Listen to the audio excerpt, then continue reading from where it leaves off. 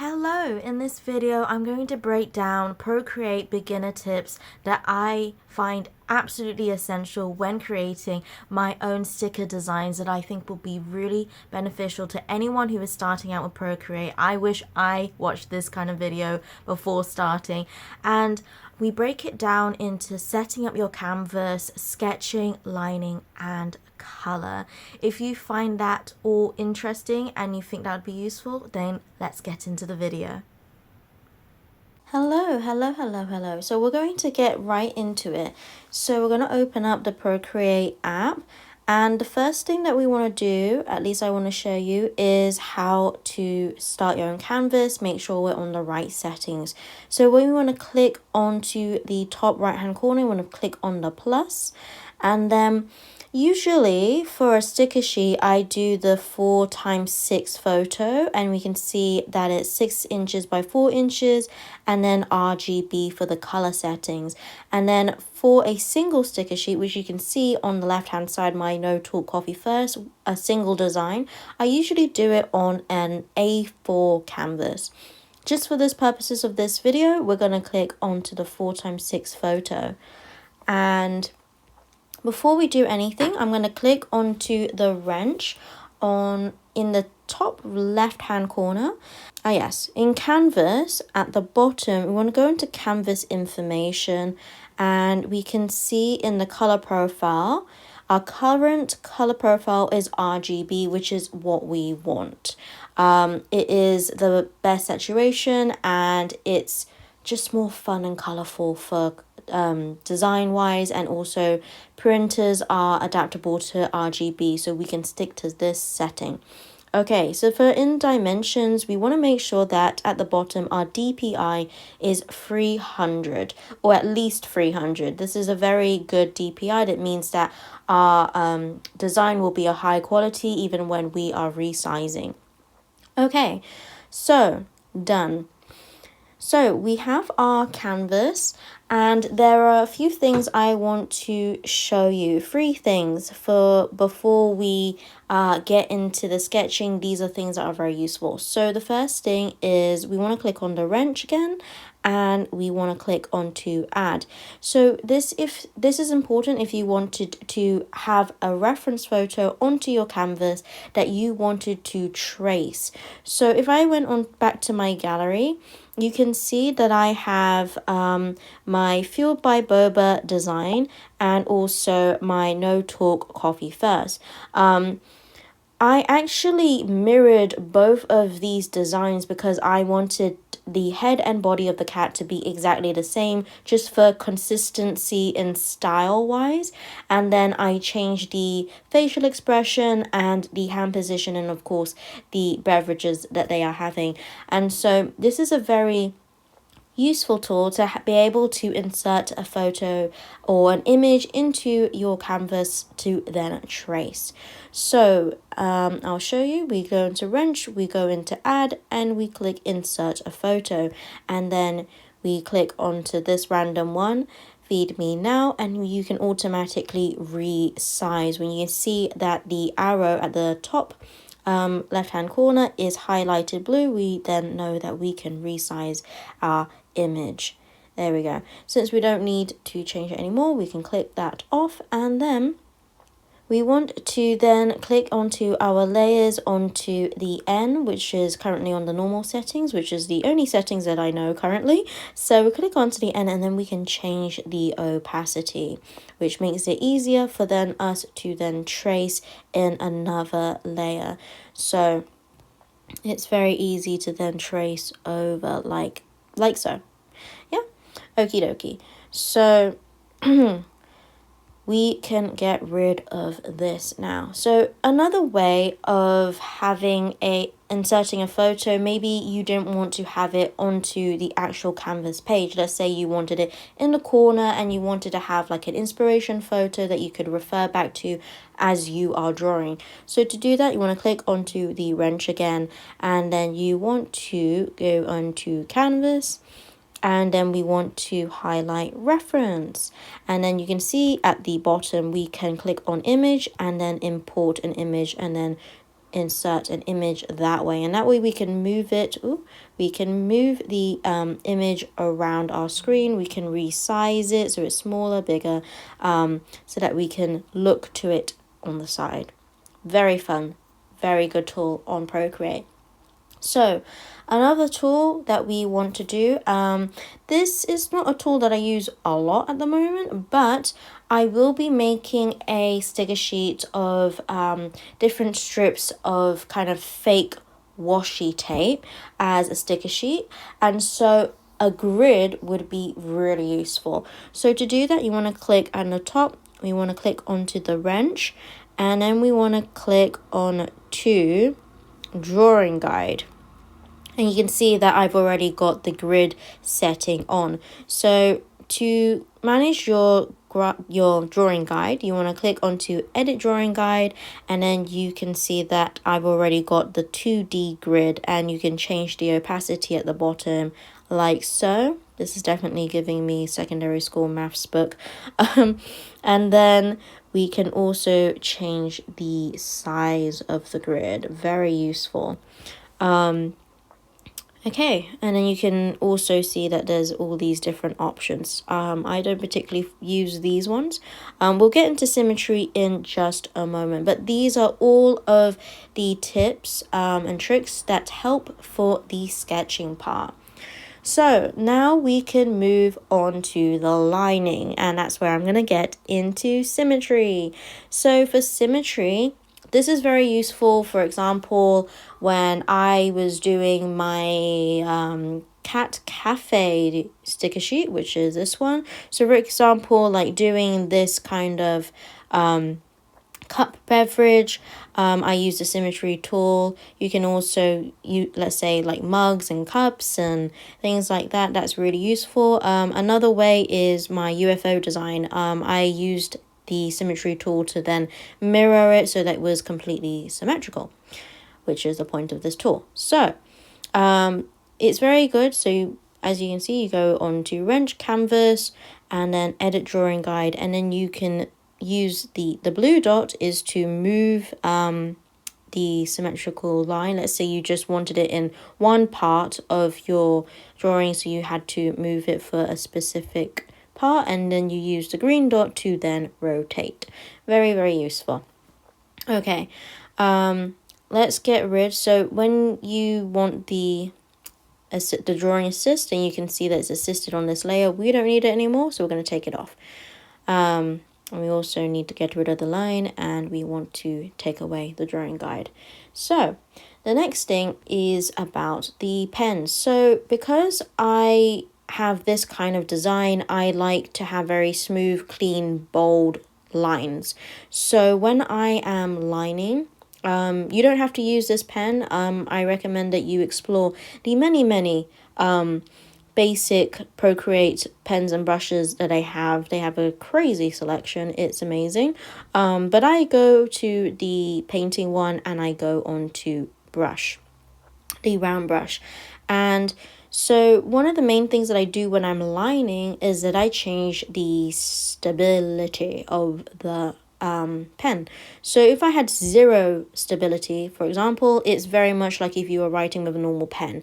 It's very loose, but not the best for handwriting. Not the best for lining, sorry. So we want to get rid of that. And so we want to increase the stability. So you click onto the pen, stabilization, and I usually go around, let's say 38, sure. And it just makes it so much easier to line. I don't have a steady hand at all, and so it just makes it a lot easier to create these smooth lines. Very good. Right, yeah. The next thing is the circle tool. Very, very useful. So you want to start by doing your best to draw a circle, and then you hold down. And then you'll see when you let go that at the very top, it gives you the option to select ellipse, ellipse. Anyways, that word and or circle. And then you can also warp it if you really wanted to. for this purpose I don't really want to, so you can just go ellipse and then click on circle again. And then also, and then you can just go back to get onto a perfect circle. This is very useful when I'm doing, for example, my, let's go back to my gallery, my circle outlines. I want that perfect circle. Also for the coffee cup, actually, it's very, you can then use the ellipsis tool and then warp it to fit the classic mug shape. So the next tool is the freehand select copy and paste move tool. That is a very long title, but I'll show you what I mean. So let's say, for example, let's draw a few more circles. So we have multiple things to select on this page. Actually, I'm going to show you what I mean in my my work in progress Apple dinosaur sticker sheet. So what I mean by the freehand select copy and paste tool is that, let's say we've got these apples. So I've got the outline of this apple and the color, it's in a different layer. But let's say I wanted to move this apple in a completely different place on this sticker sheet. How would I do that? Well, I click on the outline layer, which is this one, and then I do a quick swiping right, like a tap swipe right on the layer, on the another layer that I want to move. So in this one, I'm highlighting the lining layer and I'm then adding the color layer.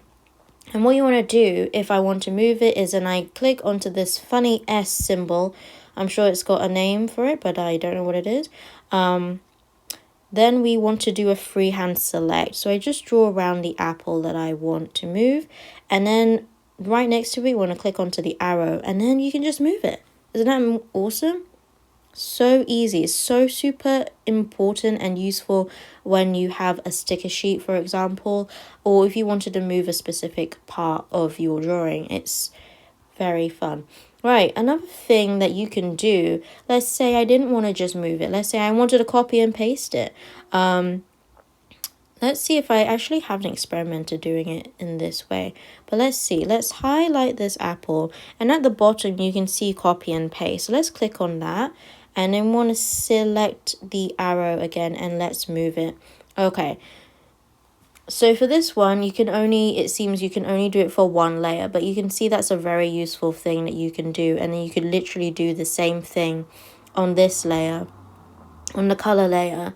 And copy it that way. I only actually discovered this recently in terms of clicking onto the two layers and moving it. It's very useful. It's very useful. So you can see that was very easy to like duplicate. And then we can get rid of that since I don't really need it. But yeah, that is another thing that is very, very useful. Probably not so much linked to lining in the typical sense, but let's say if you want to do a sticker sheet, it really helps that you can duplicate things that you want in a repeating pattern. Right, this one is not so much linked to lining, but this might be useful for some people, and that is adding text. So you want to go into the wrench, add, and then add text. Sure, let's keep it as text.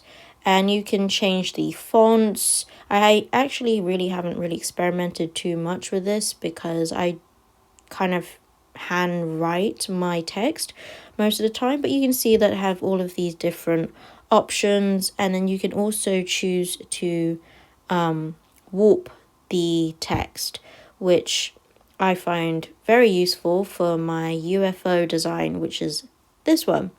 So that way you get clean text, and then you can also I can also shape it and warp it to fit the UFO beam, which is very, very useful. Okie dokie.